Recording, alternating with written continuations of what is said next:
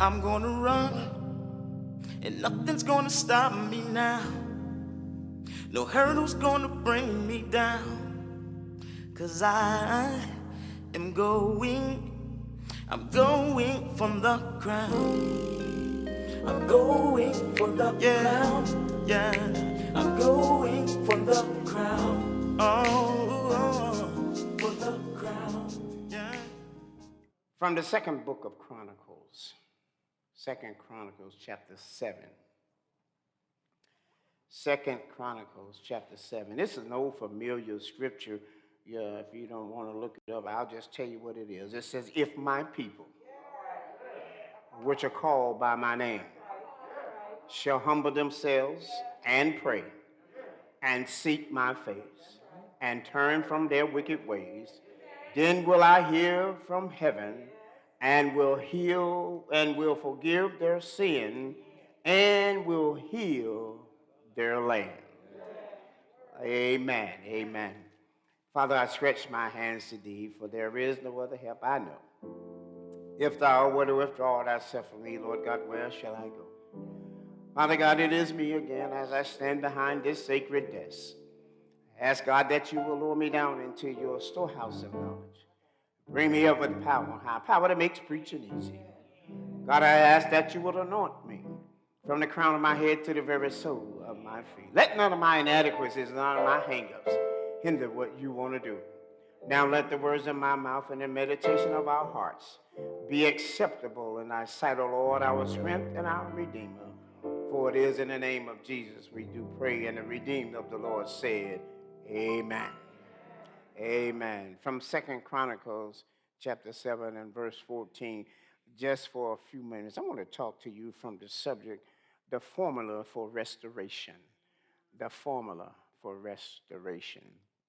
I had said to you earlier this month that we will be doing all Black History sermons, but God has a way of getting his point across. There was something that God wanted me to say to you today, and that is the formula for restoration. No one wants to go into a new year like the past 2 years that we have. Amen? We long for the days when we could leave home without fear, without a mask, and we want to be touching and not touching anything without disinfecting it first. We miss crowds. We miss kisses at family gatherings. We miss high fives at sports games, and even hugs at church. This social distancing thing, my brothers and sisters, has revealed just how much we depend upon each other for comfort and for contact. Some of us are waiting on God to intervene from heaven when he has already done that. He has given us a vaccine in record time that could reduce this pandemic to a whimper. Like so many vaccines he gave us before. The mumps, measles, polio, typhoid, yellow fever, and the list goes on and on. But all we have to do is accept God's gift. I know that there are so many things out there that people are saying that it was made too fast. I don't know what's in it, but you don't know what's in the shot that you took for the measles or the polio. If they wanted to implant something in you, they could have done it. You go to the doctor for stepping on a rusty nail, the first thing the doctor is going to tell you is that you need a tetanus shot. And if you don't get the tetanus shot, he'll tell you that you could get gangrene. Well, I don't want gangrene, so give me the shot. You don't know what's in that. But because he said you might lose your foot. Some folks are hesitant to take it because they fear this vaccine will somehow mark them with a governmental tracking device. But I come today to let you know that they've already done that. You see, you have a cell phone in your pocket or your purse right now, and Google knows who you are, where you live, what you look like, what you buy, and what political campaign you support. My brothers and sisters, COVID is evil. Presidential candidate Herman Cain, who believed Trump's lie that the pandemic was a hoax, caught COVID at a Trump rally before the vaccine was available, and he died. A pastor and county councilman in Florida, Reverend Floyd Lowry, preached conspiracy theory in May of 2021 to his congregation and convinced them that the pandemic was a hoax. 3 months later, he was on a ventilator, hospitalized for several weeks with COVID, but the outcome is unknown. A radio host in Florida, Mac Burney, was adamant, that anti-vaccine on his show. He is gone now. He died after a 6-week battle with COVID. He was healthy and was a fool. Newsmax host Dick Farrell, who took his cure from Trump and claimed the pandemic was a scam, died from COVID. Shortly before his death, he told one of his closest friends, "Get the vaccine. This thing is no joke." Phil Valentine, a conservative talk show host who expressed skepticism about the vaccine, died in August of 2021 from COVID. Dr. Jim DeYoung Sr., a Christian radio host and Bible prophecy teacher, who once called the vaccine government control, refused the vaccine and died in August of 21 from COVID. 90% of the people hospitalized with COVID have not had the vaccine. 95% of those who died from COVID were unvaccinated. God, my brothers and sisters, is sending you and I a message after message. He that has ears, let him hear. This sermon, my brothers and sisters, serves two purposes. It's a public service announcement, and it's a teaching moment about your father, not your earthly father, the other one, amen, because there's a bigger pandemic that should concern all of us, and it is the pandemic of sin.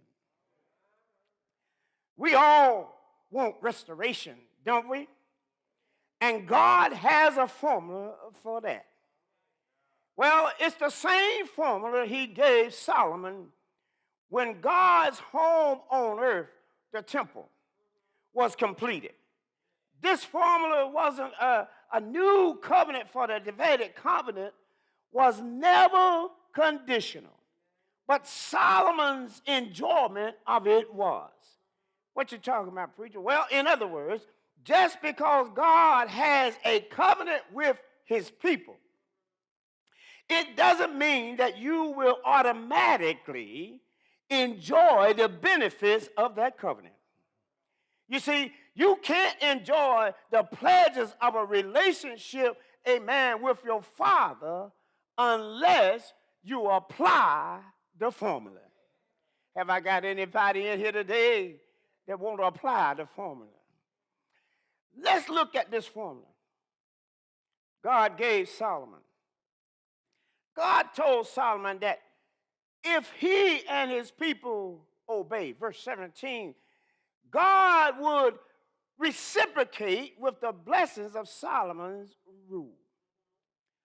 But the flip side would also be true. That if they disobeyed, they would be cursed. Sadly, my brothers and sisters, Solomon disobeyed and encouraged the worship of other gods, and his land and temple fell into this desolation.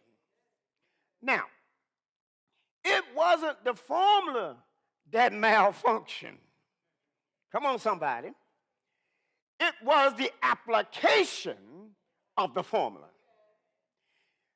You see, medicine is useless until it is used. Have I got a witness? God told Solomon this formula, in other words, this medicine, to keep Israel from getting sick from sin. You see, the outcome was up to them. So in other words, the outcome is up to you. COVID or death. The medicine is out there. First, you have to apply the medicine. Solomon was given specific instructions on how to apply God's medicine to ward off the pandemic of sin. He told Solomon that his people would have to come to the Lord in humble fashion, head bowed, knees bent, in prayer. And not just once, but daily. You see, the trouble with sin is that it is recurrent. It takes more than one application to get rid of the sin that do so easily beset us. You need a regular prayer booster to keep sin at bay. You see, God told Solomon that if his judgment fell on the nation of Israel, they would only need to turn to the Lord in earnest humility and repentance. And they would find forgiveness and restoration. You can read that in verses 13 through 15. But instead, somebody say, but instead.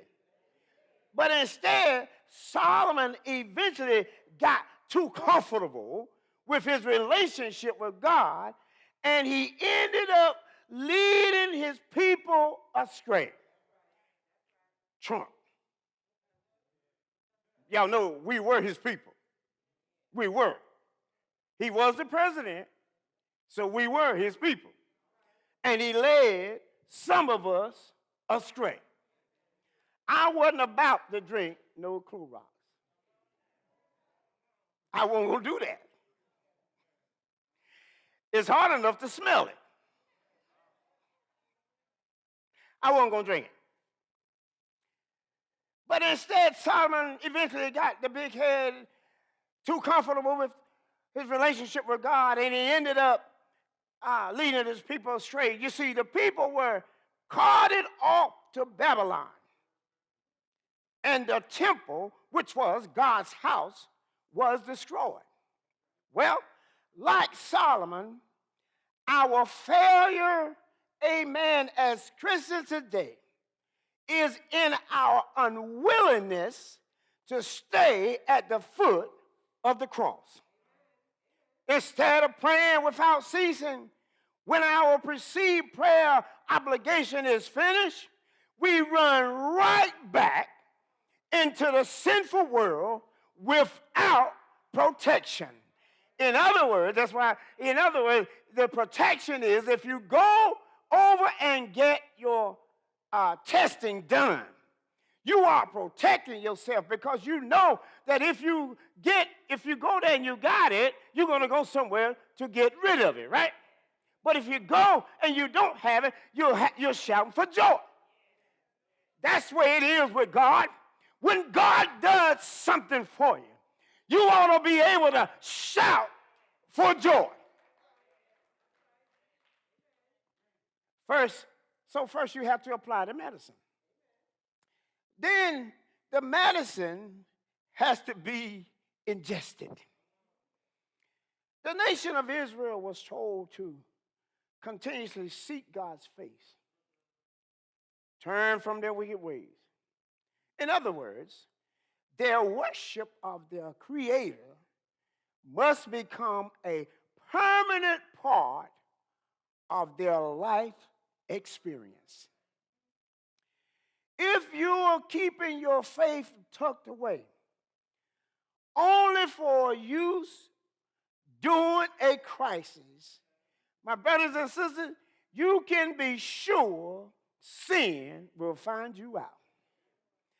And your ingestion of sin will cause you to be weak when calamity comes. In other words, when trial and tribulation come, if your prayer life, if your relationship with God is not right, sin will set in. Well, the Reverend Alexander McLaren, a man who is a Bible scholar, a Bible reader, a Bible writer, says, your faith can become like a rusty sword that's been kept in the sheath, undrawn for many years. When perils come, trials and tribulations, you will find your faithless, blunt-edged sword useless against so great an enemy as sin and sickness. But I come today to tell you that there is nothing more beautiful or more pure than to see a Christian who has ingested God's Spirit and allow God Himself to take control of his life. And it's the seeing, amen, in other words, the practice of worship that demonstrates our ingestion of God's Spirit. So, you see, instead of just ingesting ham and eggs, we should ingest our morning spiritual comments. Instead of just ingesting a Whopper, a Big Mac, some Bojangles strips, and supersized fries, we should ingest mealtime prayers. And instead of ingesting a dinner of chicken, fried chicken, baked chicken, barbecue chicken, collard greens, I'm making me hungry already, collard greens and macaroni and cheese, we should ingest a routine serving of devotion.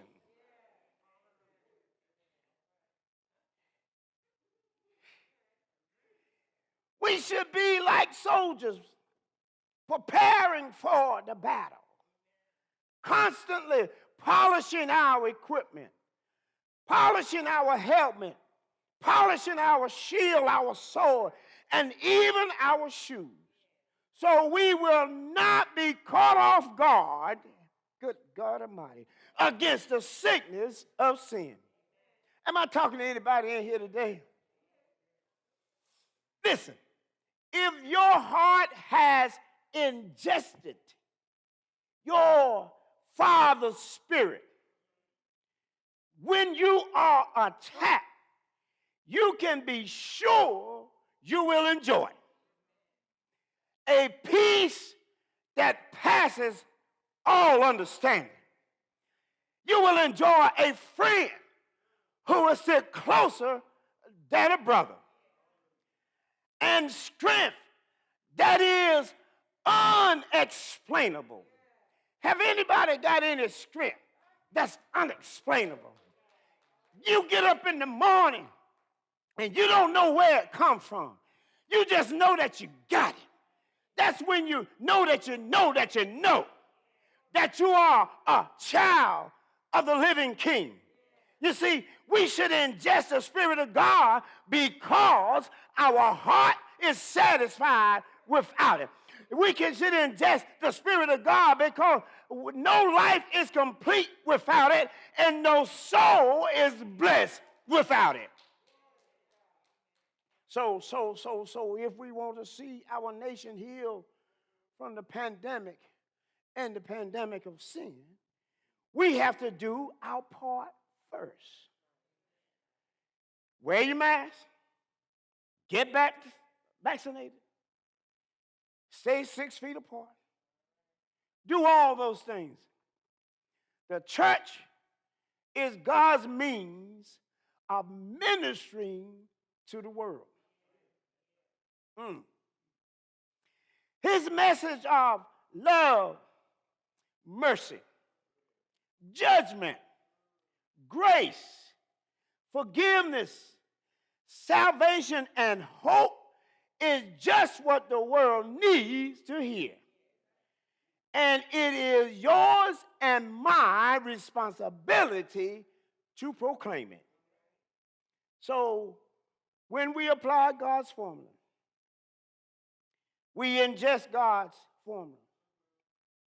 Only then will we see the results. And finally, as I close, and the results of this medicine are in the fulfillment of God's promise.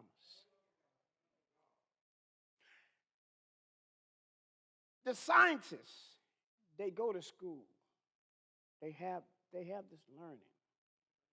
They know how to make medicine. You know, they were doing it before you and I were born. Making medicine, healing folks, making people well. The only reason you don't get well by taking this medicine is God's will. Folks say, well, I didn't know that he had a bad heart. I didn't know that he had cancer. But I didn't know that he was taking all this medicine. Well, God has a time for us all. We all are going to meet Jesus sooner or later. But the medicine helps us along the way. He gave them the knowledge. So just because Trump set it up for them to make it and make it fast doesn't mean that it doesn't work. I'm a living witness. I had all my shots. He knows everything about us, including every trial we face, every tribulation we will confront, every problem we will deal with, and every concern that we have. My brothers and sisters, God knows our needs and is there to provide the solution for every circumstance. God promised Solomon, if you hold up your end of the commitment, he said, then I will hear from heaven and will forgive their sin and will heal their land. God promises it's true. He will be with you and I in our hardship. And now he will deliver us from evil. He will reunite the saints in a permanent bond of fellowship. Even in the midst of cartel activities, he will empower you and I to confront our opposition, endure our trials, and sustain our faith. There is a drawing salve that is available for sprinters. When they apply this salve, it seeks into their tissue and deposits its active ingredients to soften the skin and increase blood circulation. The increased blood flows forms a barrier around the foreign object to facilitate its removal. And the sprinter is injected. But I come today to tell you there's a bomb in Gilead whose activity ingredient is repentance, humility, and prayer.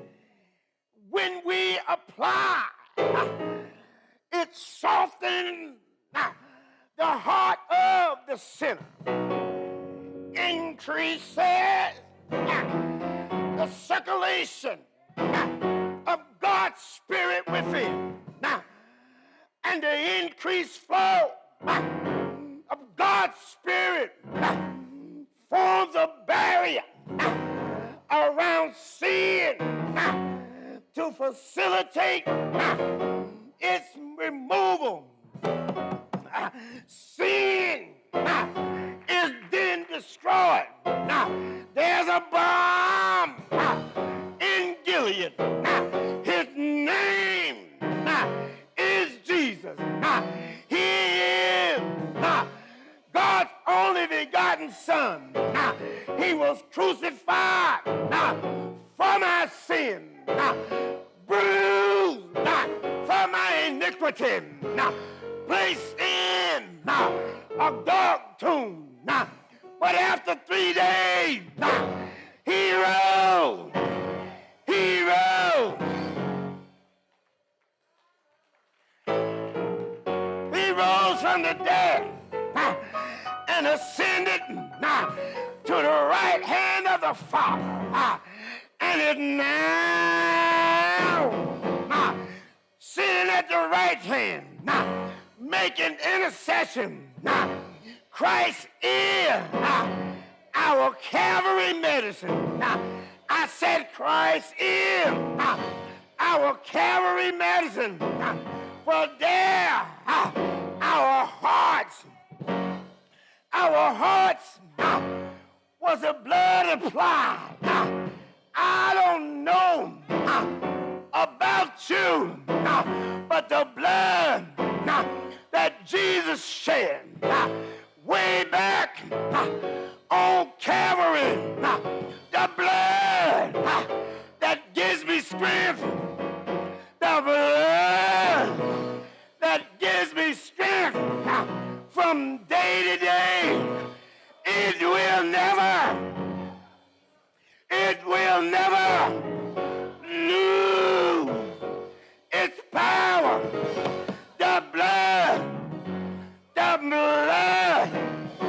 it reaches to the highest mountain, flows to the lowest valley. The blood Jesus shed out on Calvary, it will never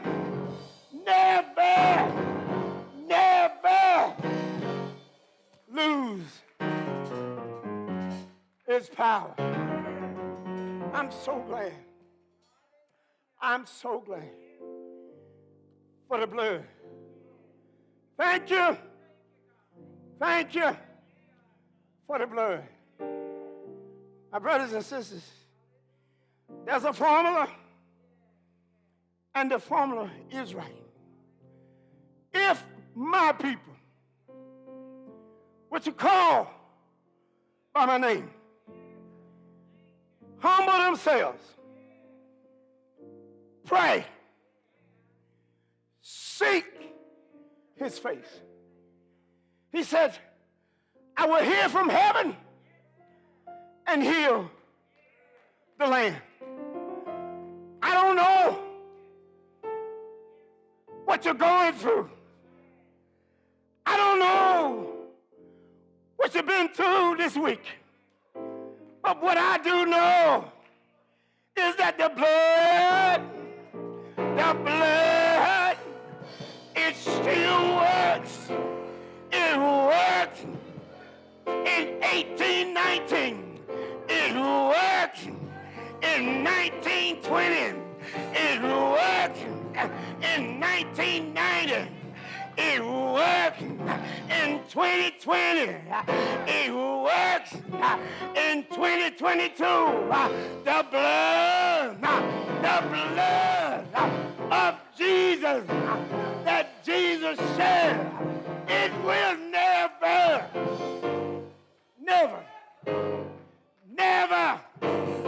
I said never lose its power.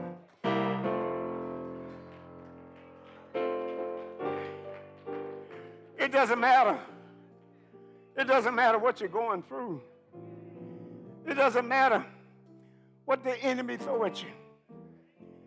I got folks in here today who can tell you that the blood still works. The blood, it still works. Sister Freeman, does the blood still work? Sister Gant, does the blood still work? Reverend Holland, does the blood still work? I tell you this one, the blood that Jesus shed, it still works. It still works. It worked for mama. It worked for daddy. It worked for your sisters and brothers. And it will work for you. The blood, it still works. Sister Brian, does the blood still work? Does it still work? Sister Williams, does the blood, does it still work? It still works. It still works. The blood of Jesus, it still works. I don't care what you're going through. Nothing but the blood. Nothing but the blood. Deacon Valor, will it sustain you? It will work. But in order for it to work, you got to try Jesus. The songwriter said, try Jesus. He's all right. Hold on to your faith. Hold on to God's unchanging hand. Because the blood, it still works. I know it do. It sustains me. It holds me. It keeps me. The blood. The blood. The blood. The blood that Jesus shed way out on Calvary. It still works. It worked for Solomon. It worked for Isaiah. It worked for Paul. And it's still working today. Hold on to your faith. Don't let go. Know that the formula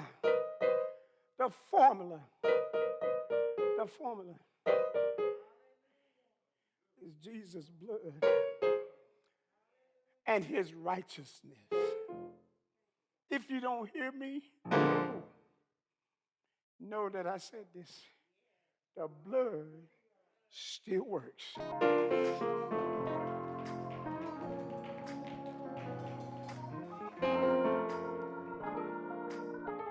The blood still works.